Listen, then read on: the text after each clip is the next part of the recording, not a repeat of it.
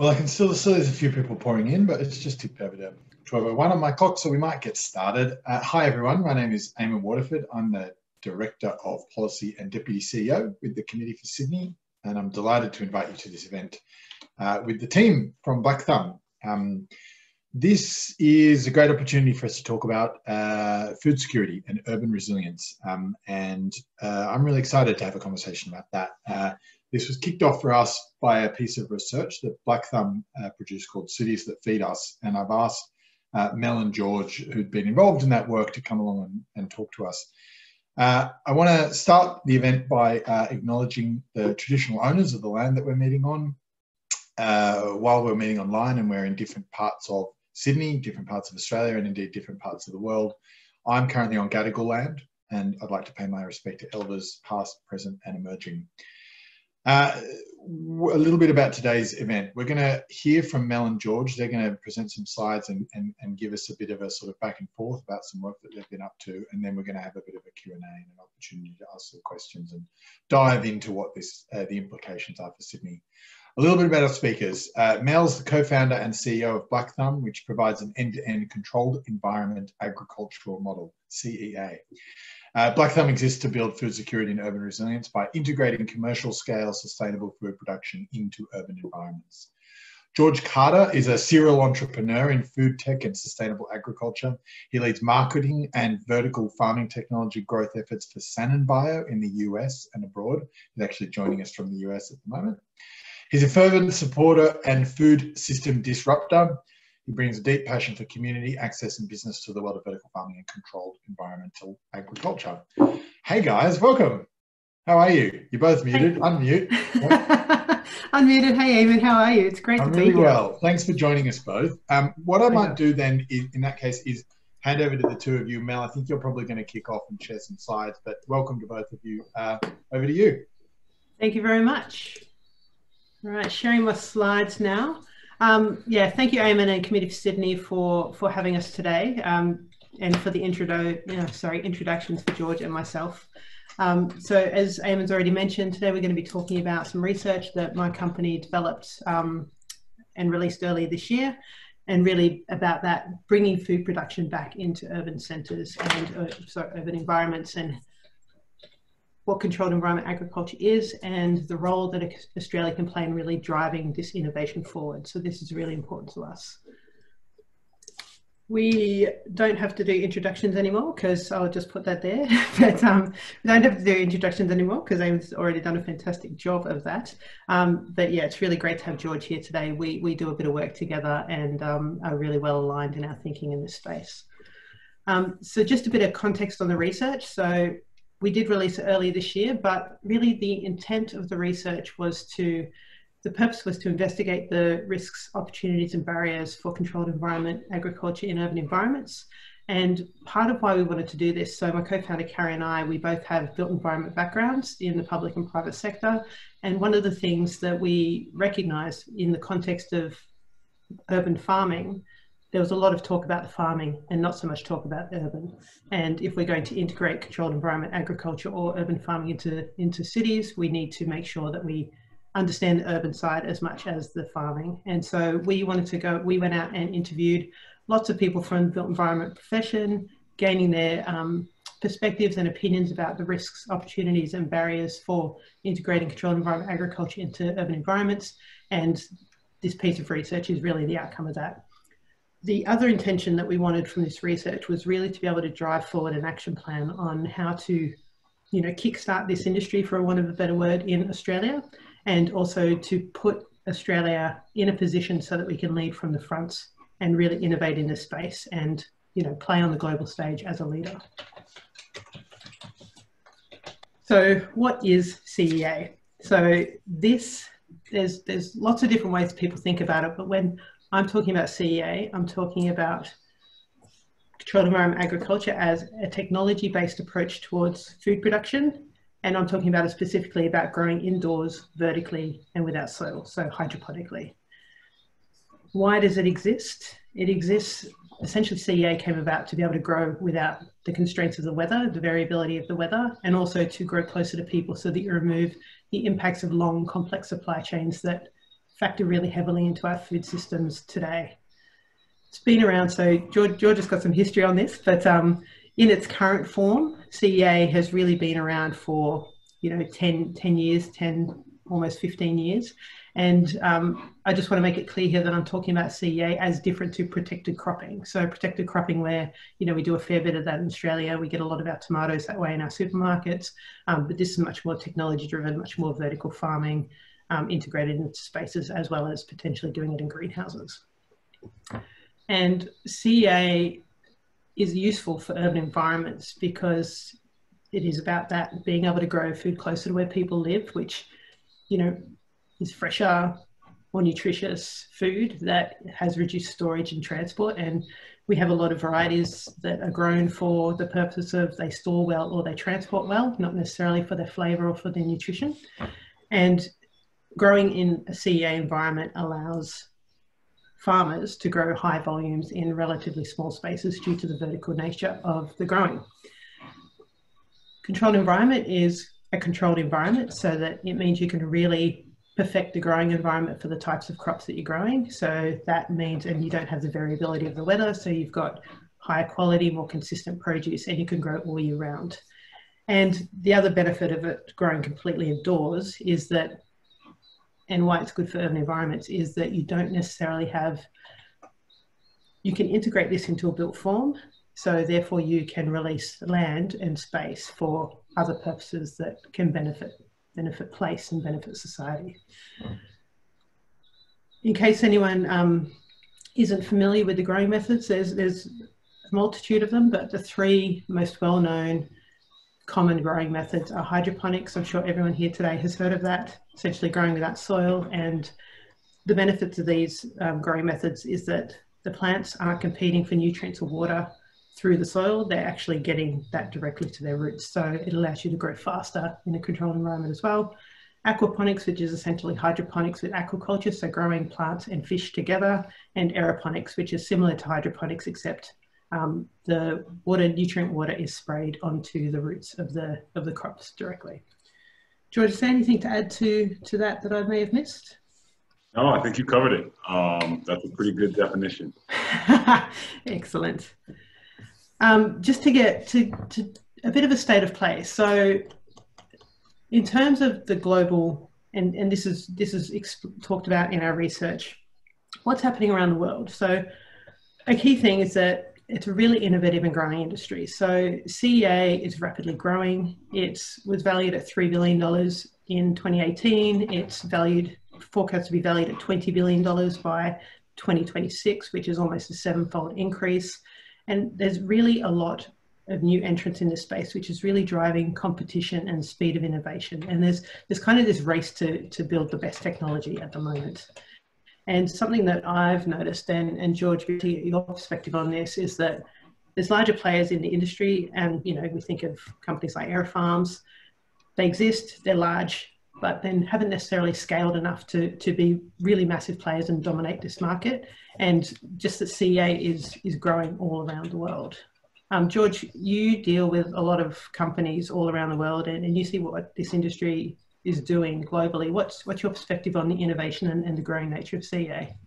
Yeah, it's happening incredibly fast, Mel. And, I think especially post-COVID and everything that we are experiencing in COVID, it is really opening people's eyes to the fragility of our food system.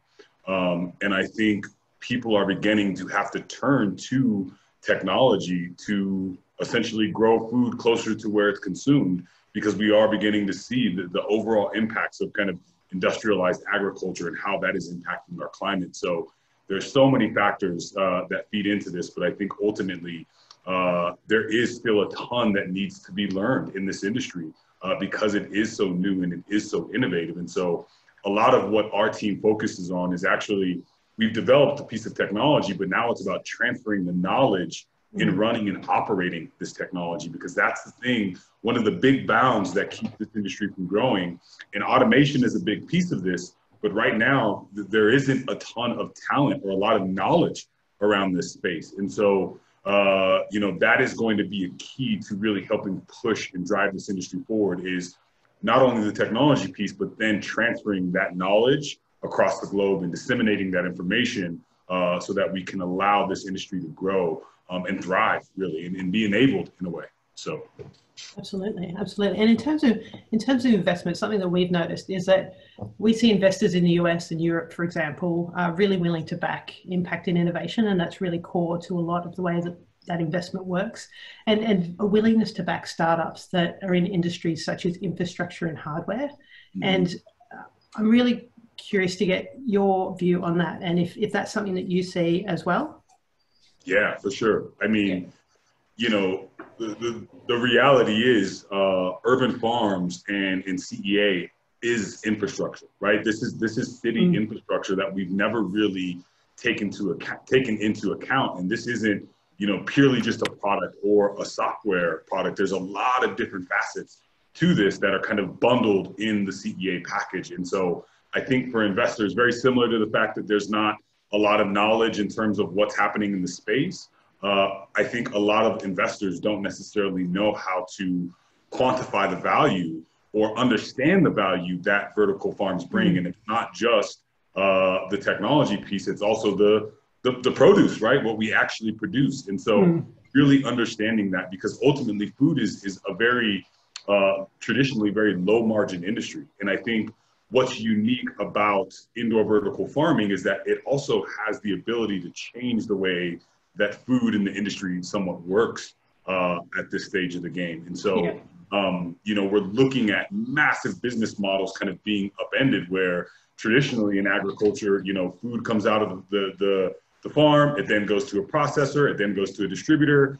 And, you know, it's been 7 to 10 days before that food actually even hits your plate or maybe even the store shelf. Whereas with indoor vertical farming, in urban farming in a sense, you're talking about produce that's harvested that day and then is on the shelf later that afternoon. And so there's a lot there to be said about that, whether it's waste, whether it's the food miles that food travels. So I think it's beginning to kind of deconstruct this business model and really understand the value that it provides for the community, not just the financial value. Yeah, absolutely. And I think that's one of the real opportunities for this industry, is that there's this capability, there's this capacity to be able to reshape the food system. And what does that mean for our urbanized planet? What does that mean for us as people? And what does that mean for the types of places that we want to create? And I mean, you know, we've worked together for a while now. That's certainly the angle that we come at this with Blakthumb, about, you know, this is about the system. This isn't just about creating a technology. This is about actually delivering food to people in a meaningful way that's closer to where they are and has all these other benefits from an economic and a systemic perspective as well. So that's, I 100% agree with you. And George, you mentioned food security just a second ago, and something that we've seen is that food security and climate impacts are real triggers for the growth of this industry overseas.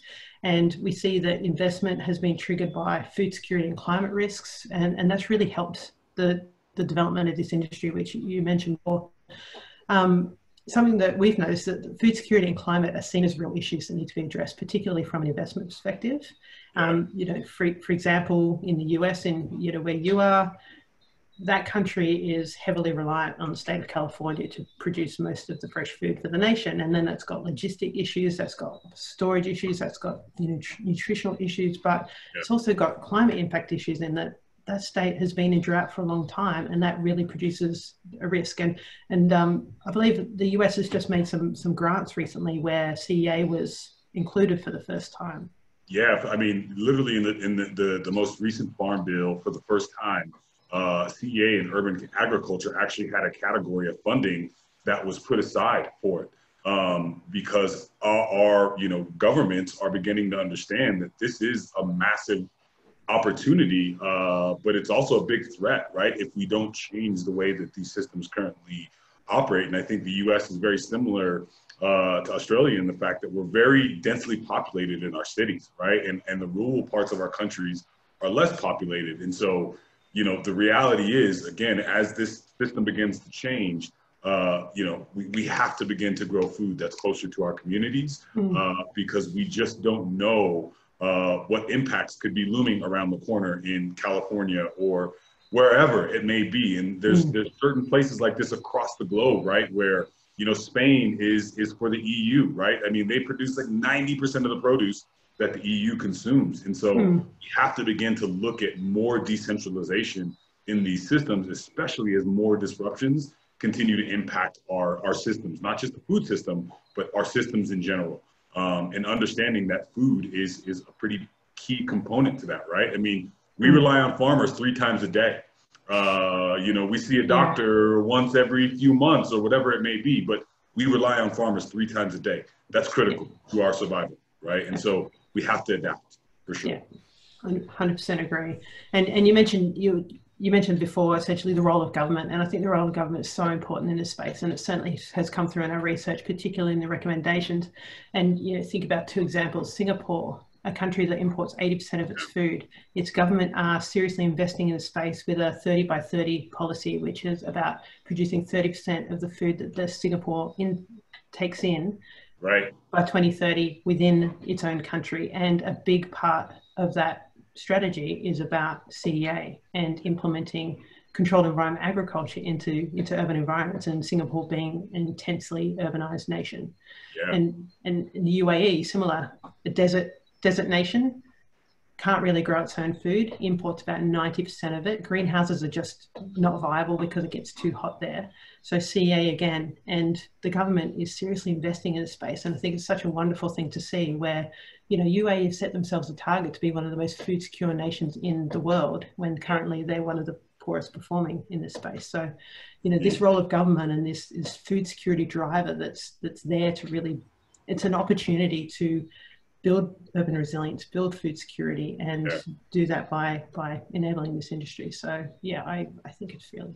Well, one other piece to add to that too as well, Mel, I mean, I think, you know, we also have to look at the economic development benefits of this, and also the job creation benefits that this industry potentially holds as well, right? Whether it is the farming piece, whether it is the processing piece in urban centers, whether it's distribution, the retail angle, I think that there is a massive piece of economic development that comes along with re-swizzling this industry, right? And then, you know, we are in a position right now where jobs aren't falling out of the sky. So we are going to have to create new industries in order to create new jobs to operate in this new environment. And I think local food production is low-hanging fruit for governments. But the other flip side of that is, well, how do they integrate that? It's not like we have people who are in positions and making policy that also fully understand this industry. And so that is where I think professionals in the public and private sectors have to come together to be able to steer this conversation to make sure that it has maximum benefit for all people involved in these systems. So I think that's important. Absolutely.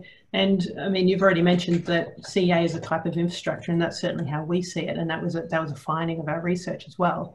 And especially in Australia here, there's a real driver towards infrastructure as a means to recover from the economic impact of COVID-19 and a way to create jobs. And so I think being able to seize that opportunity and really, you know, leverage that is exactly as you said, it's a low-hanging fruit for, you know, for this, you know, government and the private sector to, you know, help with this industry. Yeah, so the role of government is super important, and it also makes me think about the recent collaboration that New Jersey City has with Aerofarms, a CEA company, where the deal was Aerofarms will deliver 10 farms within New Jersey City. New Jersey City put $1 million on the table to do that, but the trade-off was that Aerofarms will donate, you know, 8 tons, I believe, a year of their produce in order to help facilitate a food security program that local government council is delivering in their community. And it's those types of partnerships and that ability to create that mutual benefit that delivers real outcomes to community that I think is the type of thinking and the type of opportunities that, you know, can just create much better places here. Indeed. And I think also to kind of add to that, Mel, I mean, when you look at traditional agriculture, right, it is generally very heavily subsidized. For the most part. And so when you look at urban ag and you look at CEA and you look at these industries that are now emerging, we don't have access to those same types of subsidies, right? So ultimately, our cost of production is going to be higher than that of traditional big agriculture. And so that is where we also need government to provide funding opportunities or funding avenues, or find ways to help subsidize some of the costs that urban farms have to carry on, because there isn't a level playing field, right? And when we start talking about labor, traditionally, across the world, agriculture is a migrant population's job, which they generally get paid pennies on the dollar, right? And so, there's also a re-swizzling of the equity throughout the food system that needs to happen, and I think can be driven by urban agriculture and CEA development in cities, for sure. And that is something that needs to be seriously looked at as well in order to create the vehicles to move the industry forward. So, yeah. Couldn't agree more. Let's look to, we'll just move to our nation, fine Australia here. and I know obviously as an American, this isn't necessarily, your backyard, but it's ours. And one of the things that our research found, and that is really clear, is unfortunately, Australia is lagging behind the rest of the world in regards to CEA. So we've only got a few companies here in Australia, and most are focused on developing products, not necessarily about integrating into urban spaces. There's no real market presence. Anytime I tend to do media, particularly a radio interview for the general public, it's always about what is it, how does it work? We don't have that presence and that ability to have the conversation about the further parts of this industry yet.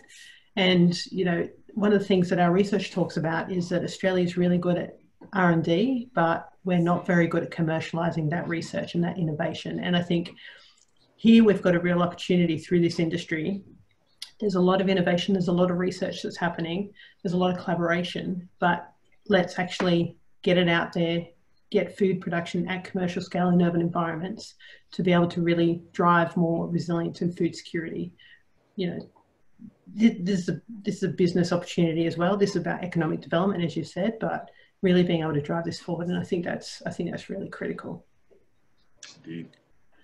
The other thing, our research also, in the context, I should say, of Australia, is that traditional farming is expected to feed the growing population. So we are a massive agricultural producer here.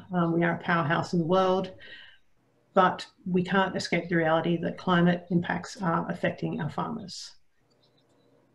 Plus, we just take into the context, George, you know the statistic, I'm sure, people here today, some people will know the statistic that United Nations is saying that farmers are going to have to grow 50% more food by 2050 just to be able to feed the growing population.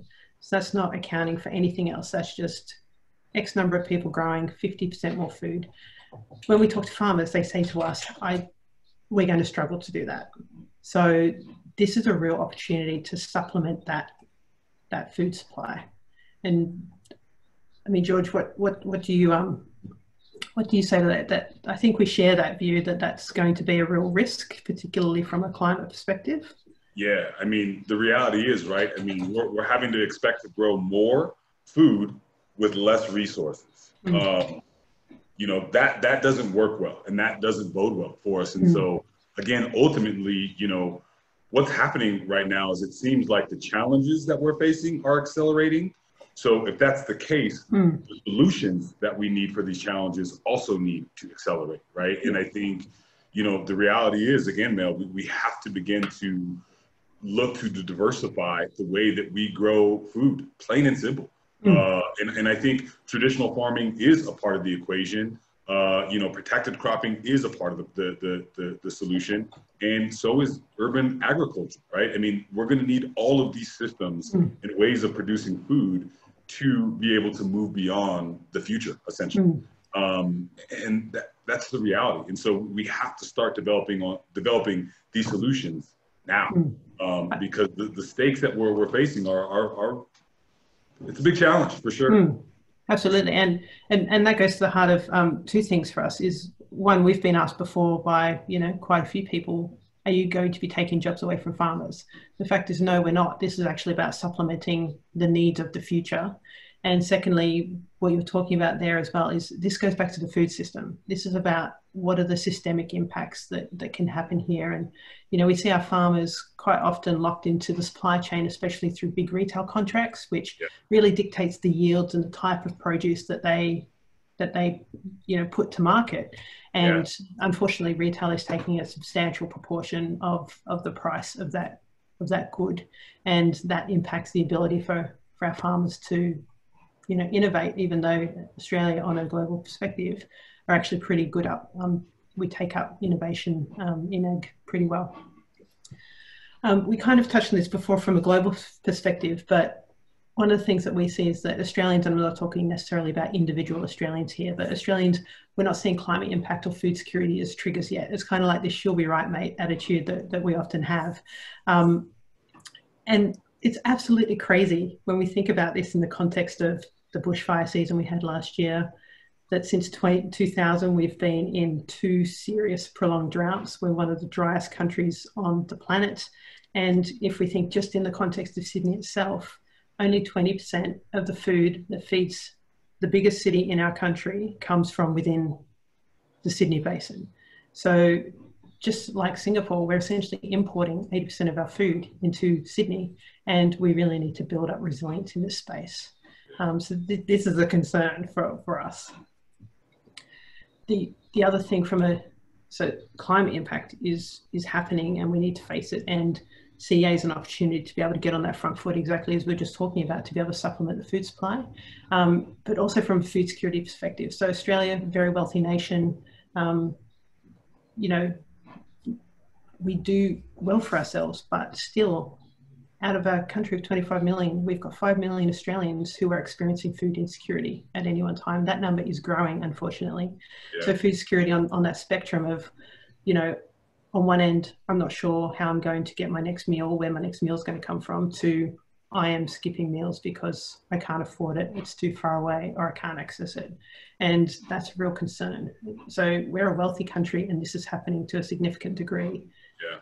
Other places around the world, and we've seen the impacts of COVID-19 and how that's impacted food supply, how that's impacted supply chains, how that's impacted food prices. And, we felt it here in Australia, even though we're essentially buffered from the storm in a lot of ways. And, around the world, we've seen stories about what's happened in the US and around the world in terms of access to food during COVID-19. And I think it's a real risk that CEA can help overcome.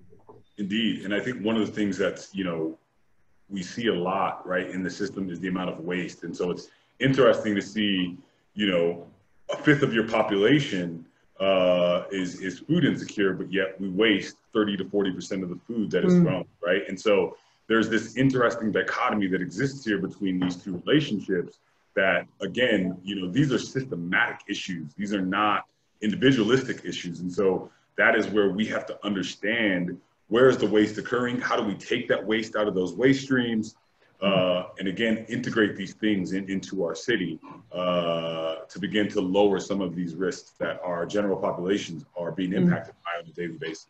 100%. And how can we integrate these different types of infrastructures to create more circularity and to create more sustainability in the places that we live in and that we live and breathe? So yeah, I 100% agree with you. Something else that our research showed, and that we certainly see, is that our perception is that Australia tends to be more risk adverse from both an investor and government perspective. Not all governments, so certainly there are some very progressive governments at the local state level, but generally tend to be a bit more risk adverse. So from Aussie investors, we see that they're willing to back impact startups, but only if they really tend to fit into their framework. And often that's a very software focused investment. And so there's this kind of wariness around this infrastructure or hardware businesses. And I think that will change, and that's kind of slowly changing, but it's still there. And this is an infrastructure business, and this is an infrastructure category. But the amount of benefit that this can provide for society is really huge. Yeah. Well, I think we're all kind of in this position right now, Mel, where we're all having to kind of transform our thinking a bit, right, and evolve our way of thinking about things. And I think traditionally, when we look at companies and we look at investing and all those things, it purely is about the dollar, right? But we are now beginning to move into a space and a time where there are more disruptions, there's less stability. All of these things are happening, and so I think the way we define investment and investing also has to change and evolve, right? And I think investors have to start taking the responsibility of saying, okay, great, I know I'm going to get these returns, but also in turn, you know, what things are you doing to impact the environment?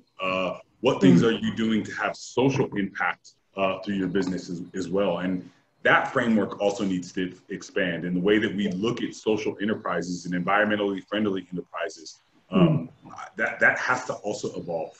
Yeah. Or we're just going to continue to be on the same wheel over and over again, and these catastrophes are going to continue to bear down on us. So again, like, yes, we're asking for investors to change and government to change, but we're all in this time of change right now, where I think we all have to expand our thoughts and redefine some of our beliefs. Yeah, I 100% agree. And I mean, we're already seeing the impact investing has better returns. So it makes good business sense to actually have impact embedded into your business or your investment strategy or whatever it is. It just makes good business sense. And it's also being demanded as, you know, younger people grow up, essentially, which is great to see. I love to see that. So that's an investment perspective, and I 100% agree with you, George. We're also seeing, you know, so there are great grant programs and there's some really good stuff going on in government, but generally there's a lack of government investment in CEA. And we'll talk about this a little bit next, but this comes down to, where does CEA fit? It's not necessarily ag tech, it's not on farm, it's not necessarily food tech, it's not about, you know, prepackaged meals. It kind of sits somewhere in the middle, and I think it's really important that we define it and we create a category for it so that it's got somewhere to live. And because at the moment, it's essentially finding the right funding stream is far hard because it doesn't quite fit. And so, you know, we're not put in ag space, we're not put in other spaces. So really being able to, you know, focus that investment in this space is really important. And sorry, go ahead. Yeah, no, I was going to say one thing on that note, Mel. I think the other piece of that as well, again, and this just kind of comes down to the lack of knowledge, but, you know, again, governments and policymakers just don't know where to invest or where to put their focus at this point. So again, that is where we have to bring all of these stakeholders to the table, but the public and private partnership has to be critical, I think, to helping enable this industry to grow in urban centers. Yeah. No question. 100%. And I think we're talking a lot about role of government and the role of investors and things like that, but you're 100% right. This is also the role of the industry itself and how we all collaborate together and the type of partnerships that we develop in order to, you know, drive these outcomes forward, because it really is about social outcomes, not necessarily about a business outcome. Yeah. I mean, oftentimes for our customers, right, that are building vertical farms all across the globe, sometimes where they hit the biggest hiccups is once they get into kind of the design phase and planning and having to meet with city officials and municipalities and, you know, how are you going to discharge of your water and how are you going to do this and how are you going to do that? And no one has any clue. And so that is just, again, those pieces in the infrastructure that really make these farms go. There has to be some common ground that's reached between industry and government sectors. No question. Yeah, and I think that also goes to what I was saying earlier, and certainly findings of our research is about building that capability within the CEA sector to be able to guide that, to be able to be experts in this space and be able to talk about the urban environment and the built environment as opposed to just necessarily farming, to understand and talk the same language in lots of ways. Indeed. Totally agree. Oh, my screen isn't working. There we go. Next one. We'll just go through the findings of the research. So it is available online through our website. I will happily share it with Community of Sydney. I believe Eamon already put the link on this. But the key findings of our research was that essentially no one knows about CEA. No one knows what it is. There's really low awareness. So particularly people in the built environment and in the general public, certainly that we've come across, tend to not know what this is. So there needs to be, you know, more work done about building this awareness and understanding what CEA is. And the second finding was really about who takes the lead in this space. And George, it's really going to what you were just talking about, is that CEA isn't in the consciousness of built environment professionals currently. And, you know, if they wanted to do a project such as CEA, they wouldn't know where to look. And that's a real capability issue that we need to address in this sector, and that leads into a recommendation that we have, which I'll go through shortly. Our built environment professionals also talked about, a lack of investment in innovation in space and a general risk adverseness. So, it needs to, any part of a project needs to fit within a financial model, and it needs to fit within the project structure, and all these things need to happen so that it's easy to do and it fits and it makes sense within the scope of a development, for example, a big mixed use development or a new government precinct such as the Aerotropolis or Tech Central, for example. So really making sure that those things are there are really important. And very importantly, we also found that because there's a lack of CEA models at a commercial scale out here in Australia, built environment professionals, they want somewhere to turn to be able to understand how it works and how it integrates into the built environment. That's really important, and that was a really big finding and really led heavily into our recommendations as well. So, and as you're saying before, we need to be able to support the built environment in enabling this to happen, as opposed to just expecting that it will happen and want others to do it for us. So that capability is really important. Something else that came through, and you've already kind of talked about this, we've talked about this a little bit, George, is that what was really clear is this finding that there's no end-to-end solution. So a modular, accessible and easy to building CEA system is really needed, and the key is to have the process managed from design all the way through to operations, and clear responsibility for who does that. So this end-to-end operational model is really critical, and that's something that Blakthumb do in order to fill this gap. And so we're seeing things happen like developers are proactively raising the building sites of basement car parks in order to be able to reuse them into the future for adaptive reuse. But without knowing about CEA, there's not that thinking in place. So when developers might think about what to do in that space, CEA isn't on the agenda. So we really need to be able to raise that level of awareness. That's really critical. Excuse me. And farms as infrastructure, we've already talked about this. Farms as infrastructure is really critical. So often, especially when we see, CEA in, let's say in Sydney as a type of pop-up, that concept of a farm being an activation or an installation doesn't reflect its shared value that it has within a community or a space or a precinct. So farms as infrastructure is actually really critical, and then it also enables it to integrate with other services as well. And particularly if you can do that at the design stage on a new build, that creates a lot of streamlined efficiency. And we also in our research talked about potential benefits that developers can see through having farms as infrastructure in their building. It can be shared across the community, but it also adds, potential tangible benefits such as being, as a form of infrastructure, being excluded from the floor space ratio, or being eligible for a floor space ratio bonus, for example, which, is something that developers are always after in order to get the maximum effectiveness of their development. So these are really important, as well as something that a lot of our interviews talked about is that often something like CEA or an urban farm might be put into an early stage project, but will then get value engineered out because the benefit and the value of that product or that service isn't necessarily seen by the developer. So farms as infrastructure is really critical.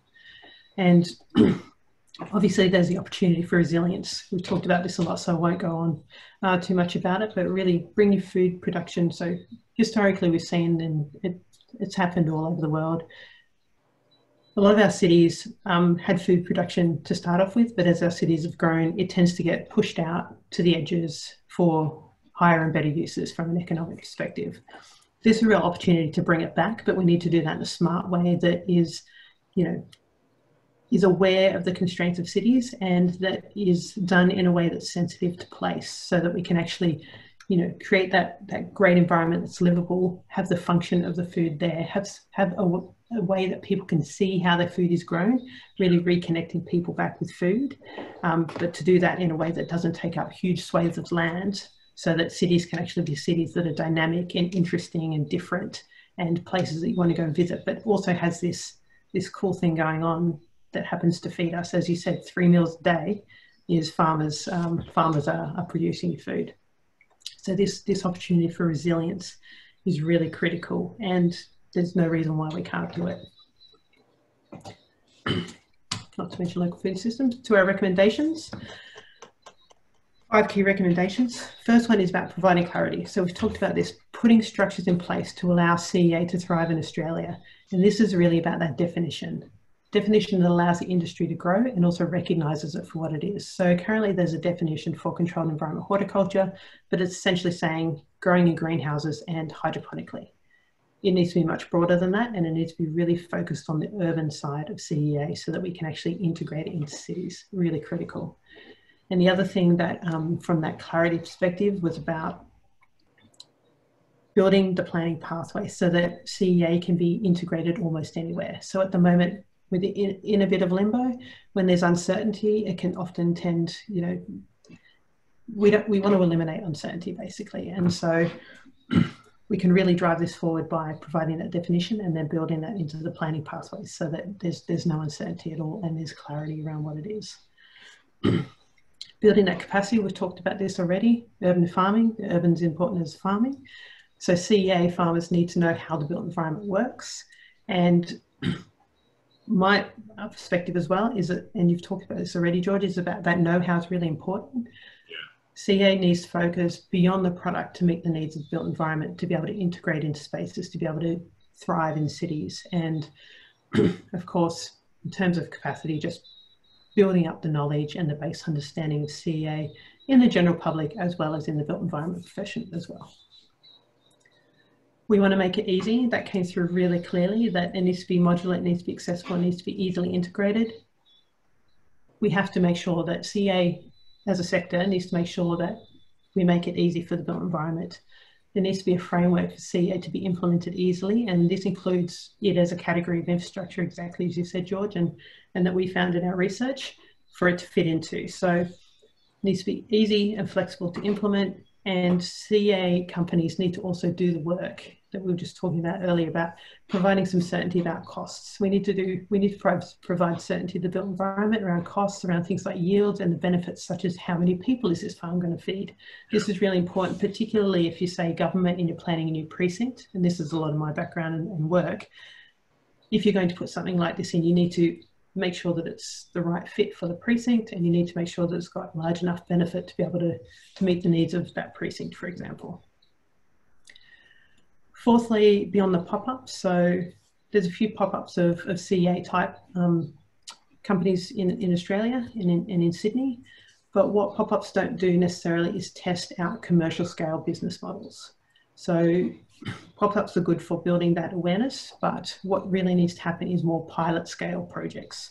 So collaborations between, as you're already talking about, George, public-private partnerships, collaborations between, you know, sectors like us with government, as well as the private sector, such as large corporations, big property developers or property owners, are really important to be able to drive this forward. And it can also have real mutual benefits. And, you know, for example, there can be access to funding by teaming up between a corporate and a startup to be able to gain access to a larger stream of funding, for example. So that's and you know, there's mutual benefits for, let's say, a corporation who gets to really be able to add more to their objectives around sustainability and innovation as well. And lastly, back to government, delivering public value. So this government does have, and I think we've talked about it a lot today, about the catalytic role that government can have in terms of really driving this industry forward and really being able to take that from a food security and a city resilience issue. And certainly from lots of people that I've talked to across government and the private sector over the last 6 months as COVID's hit us, is that food security is really high on the agenda. And this is really, as you said, George, a low-hanging fruit to be able to really do something meaningful about this in a way that is scalable, that can happen throughout an entire region, an entire country, that isn't just confined to one activation or one site.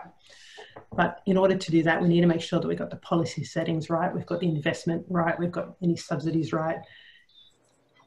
And there are lots of ways that this can happen. We've got plenty of things in our report, but you know, this is just a handful of things that what can be done now in order to help drive this forward. I won't go through these, but I'd love to. Yeah, let's keep the conversation. Let's keep the conversation going. Thanks, over to you, Eamon. Mel and George. Thank you. Wow, a lot of content in there. That's really great. I might get you to leave that screen up there so people can grab your details if they want to dive into some of those specifics. And maybe one thing people might be interested, if they want to get that slide deck and run through it specifically, they can click an email to get that. Yeah.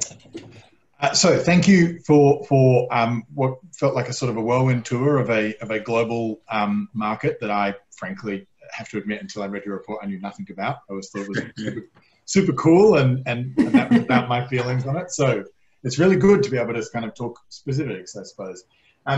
What we're going to do is we're going to have probably about 10 minutes for questions. So if you've got a question in the audience and you want to ask, there's a Q&A button at the bottom of your screen. You can type one in. We've already got a couple that I'm going to jump to. Oh goodness, there's lots coming through. So I can't promise we're going to get to every question, but we'll do our best. Someone did talk specifically about some of those planning challenges for Sydney. So if we were to expand CEA, what are the changes to legislation that govern planning and the setting of council rates to allow this to happen? Usually council rates for agricultural land are low to ensure that farms and agriculture are profitable. Does this need to be replicated for CEA to make it viable? Mel, that's probably a question to you more so than George, because it's Sydney specific. In terms of rates, I mean, George was talking about the level playing field, and yes, having lower rates for an agricultural purpose would be fantastic, but you know, that's a conversation to be had with local government. But I also think that from a planning perspective, this is really about, we talk about a number of different ways that this could be integrated into the planning system. And really the key thing is to be able to get it integrated in as high a level as possible so that it can then be filtered down through the different layers. So talking about a definition, there'd want to be an agreed definition with industry and government about what CEA is, what its level of impact is, and then let's say in New South Wales have that integrated into the standard LEP instrument. We wouldn't want to necessarily see, although filtering down to the development control plan DCP level, you'd want to see that happen as well so that you can get that local characteristic and that local flavour, but that's not necessarily where we'd want to start because there'd just be far too much diversity. And just like any type of development, you want to create as much certainty as possible. So being able to integrate that either as a step or into, you know, the local environmental plans would be a great instrument, or because it's actually essentially pretty low impact, it's not noisy, it's not smelly, you know, it's actually really low impact activity. Is this something that could be complying or exempt development? There's lots of different avenues to be explored, and we're already working with a number of different councils and government to explore this. And if there's other people that want to come in on that conversation, it's an important one to be had, and we'd love to keep on having it with as many people as possible. Yeah, that's interesting, and good answer. And I suppose, you know, my reflection is, you know, you never want to start with messy, clumsy, you know, processes, but so often you have to start that way. You know, like this pure cyclical kind of top to bottom planning cycle. I guess will happen eventually at some day, but you know, I feel like I've never seen it happen in the order that it's supposed to happen. You know, councils have just been developing their local strategic planning statements. And now we've got a housing strategy that, you know, there's often such a sort of like disconnect between a clear kind of filter down that, you know, sometimes we just got to take the opportunities where they are. So some other questions. What's the opportunity right now in terms of better utilizing empty commercial or lazy spaces to grow food, to increase food security, as opposed to propping up, I guess, the charity model of food? I think there's a massive opportunity, particularly as retailers and office spaces are wondering what's coming next, what opportunities are there. So putting CEA farming in is a real opportunity to be able to bring people back into a space. So not only do you have that functional element of being able to provide food, you've got that ability to come and see a live working farm in action. That will be something that will draw people to it. And, you know, the design of these things can be easily so that you can see how they operate. Even though they're controlled environment, you'll be able to see, and there'll be farm tours and things like that. This is a real opportunity to really use those underused or lazy spaces to be able to drive activity in them, which is something that property owners absolutely desire. And being able to actually, you know, you can track that, you can measure that, and you can show the value of that to the property sector, which I think is a great opportunity. Yeah, and we actually see that quite a bit throughout our client base across the globe, is going in and repurposing buildings. And the thing that's nice about especially some of the commercial or industrial spaces, they already have the infrastructure that is needed to run and manage these farms, whether it's the HVAC, whether it is the transformers and power consumption. A lot of that stuff is already there. And so that is a massive advantage for our customers, but also just, again, talking about the cost and bringing down the cost of production down. That's a big piece for it as well in controlled environment ag, for sure. So let's jump to that, because there's a question from Michael Hodgson specifically on that cost question. At scale, at large scale commercial models of CEA, how does the cost per ton, say, or per whatever of produce compare to traditional agriculture? I think there's a lot of diversity in business models in the way that CEA operates. Certainly from our perspective, we're extremely competitive. There's really, I would just say that we're extremely competitive. So from a cost per ton perspective, you would just as easily come to us, get a product that's been grown without herbicides or pesticides and that's been grown in your local community that you're probably getting that you'll get in a day, as opposed to potentially weeks after it's grown, and that benefit's there at the same cost. Yeah, no, for sure. I think, inherently the cost of production is generally higher, right? Because of the inputs, because of the labor, and those are some of the things that we discussed earlier. But I think when you actually look at the value that you're getting out of that food, whether it's the nutritional value, whether it's ability to sit in your fridge for a week to 2 weeks, right? Opposed to something you buy from the store that's already ready to be thrown out a few days after you purchase it. And so I think there are those pieces as well that have to be looked at in terms of the quality of food that we're eating. And we also have to raise our expectation around the quality of food that we consume on a daily basis. And that's accessible to everyone. And so I think that's another piece that's really important about, again, kind of evolving the way that we look at the value of local food, right? People often say local food's expensive. It's not expensive, it's valuable. It's all about how we frame that conversation, right? And so that's the way I think we have to look at it as well. But I was going to say, I also think as technology and business models innovate even further, and a position that we're, even though we are lagging behind the rest of the world, a real opportunity that Australia's got in this space to be able to learn from others and to be able to do better and gain an advantage in this space is that I think as business models and technology innovates even further, that will become, that balance will even out. And I think this also comes to that question of the food system.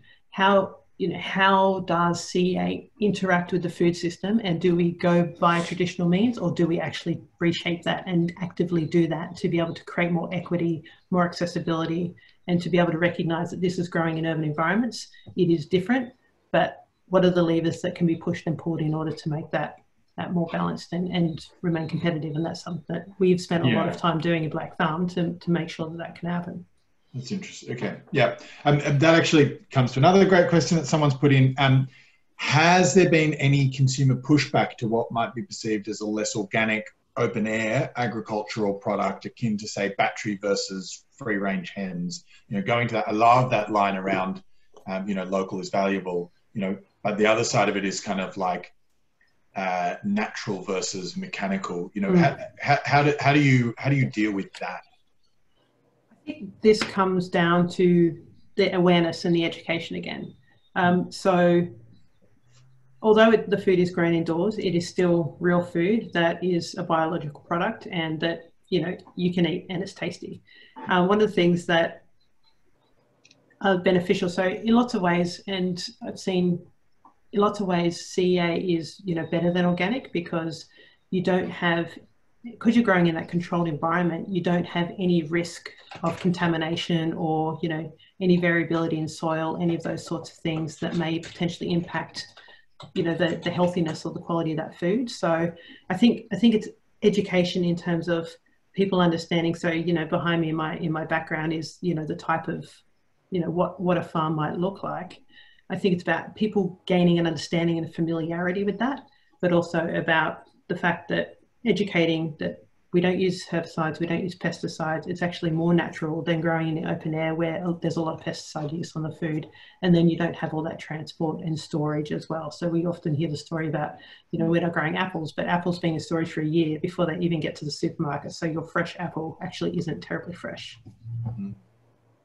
Yeah, and that food miles thing, you know, it's that generalizes. Yeah, okay. Another question, and we might have to wrap up after this one, unfortunately. I'm sorry, there's a bunch of questions we're not going to get to. Can you give some examples in developed world contexts where not-for-profit government or government providers have partnered in CEA at scale to support local social or public housing populations? I suppose that is an interesting question, and essentially the question is, in regards to equity and vulnerable communities, how does CEA, are there examples where CEA has been used to support those communities? I'm not aware of any, but I think it is a massive opportunity. And I think it's being recognised here. I've certainly had some early initial conversations where people are thinking in this way, and it's just about making those connections as well. George, I'm not sure what you're seeing overseas. Yeah, I mean, we have one of our clients here in Albuquerque, in the U.S., in Delaware. They're called Second Chances Farms, and they're taking formerly incarcerated individuals and essentially teaching them how to farm and become entrepreneurs in this space. And so, you know, they also not only have, I mean, and it's this kind of collective, right, where they have the farm, they have, you know, a gym, they have counseling services. You know, these people are now taking fresh produce back to their homes that they've never even been introduced to before. So I think we are beginning to see models like that emerge, even in a way that is very impactful to the people who live on the margins of our societies and in our communities. And so, again, it's not just getting them access to produce, it is the economic development, it is the job creation, it's all of those benefits that it can provide for a community that I think are, again, I mean, these are things that our cities and our countries are going to be looking to do, is rebuilding our communities. And I think starting with food is a really interesting place to start. Yeah, such a great place to be starting. That's a really great place to leave it, I think, actually. So Mel, just quickly, because there's so many questions, and I'm going to encourage people that I didn't get a chance to get to your question to flick you an email if they'd like to know more. What's your email address again? It's mel@blakthumb.com, Blakthumb without the C in black. Yeah, the handiness of that being behind you on the screen. Mel, George, thank you for your time. Thank you for your thoughts. And, you know, we really appreciate that. You'll have to imagine the virtual applause from everybody in the audience. Really appreciate it. To the audience, thank you for coming along. Thank you for your questions, your inputs. This is a topic that's really interesting, novel, and, you know, exciting for the committee. So, you know, we're gonna follow this pretty closely. See you at the next event. Thanks for coming along, everybody. Thank you, everybody. Thank you very much. Thanks for having us.